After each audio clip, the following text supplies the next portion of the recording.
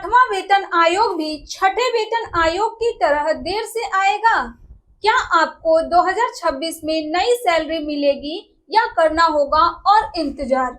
और सबसे अहम सवाल, आपकी सैलरी में कितनी बढ़ोतरी होगी? सुनिए, सरकार के इशारे, ब्रोकरेज की रिपोर्ट और इतिहास के सबूत सब बताते हैं कि इतिहास खुद को दोहरा रहा है। तो चलिए इतिहास के पन्ने पलटते हैं। देखिए, 1 जनवरी 2006 से लागू होना था छठा वेतन आयोग, लेकिन गठन हुआ जुलाई 2006 में, यानी देरी, और रिपोर्ट मार्च 2008 में, यानी 18 महीने लगे रिपोर्ट में। देखिए, सरकार ने मंजूरी दी 14 अगस्त 2008 को, लेकिन लागू किया पूर्वव्यापी रूप से 1 जनवरी 2006 से, और नतीजा, हर कर्मचारी को मिला 32 महीने का एरियर, जो कि 2009 के चुनावों से ठीक पहले सरकार ने आर्थिक राहत दी। अब लौटते हैं 2025 में। आठवां वेतन आयोग 1 जनवरी 2026 से लागू होना है, लेकिन न गठन हुआ, न कोई आधिकारिक घोषणा हुई, और चर्चा है कि सरकार इसे 2025 के अंत तक गठित कर सकती है। ब्रोकरेज फर्म AMBIT और कोटक कहते हैं कि रिपोर्ट मार्च 2027 से पहले नहीं आएगी, जो कि लागू हो सकता है 2028 में, ठीक वैसे ही जैसे छठे में हुआ था। मतलब एक बार फिर देरी, एक बार फिर रेट्रोस्पेक्टिव लागू, और शायद 32 महीने का एरियर। देखिए, सरकार की देरी के पीछे का कारण क्या हो सकते हैं? 2 से 3 लाख करोड़ का खर्च, जो कि सरकार तुरंत उठाना नहीं चाहती।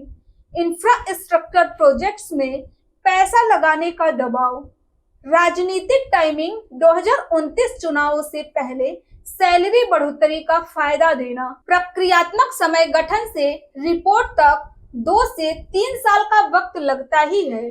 अब सबसे बड़ा सवाल, सैलरी कितनी बढ़ेगी? तो सूत्रों के अनुसार सरकार 7वें वेतन आयोग के ही पे मैट्रिक्स को आगे बढ़ाएगी। फिटमेंट फैक्टर 1.92 तय हो सकता है। अब सुनिए इसका असर, जिसका मौजूदा न्यूनतम बेसिक सैलरी 18,000 रुपए है, तो नई सैलरी 18,000 रुपए में 1.92 का मल्टीप्लाई हो जाएगा, जिसकी कुल राशि आएगी 34,560 रुपए, यानी सीधी 16,560 रुपए की बढ़ोतरी।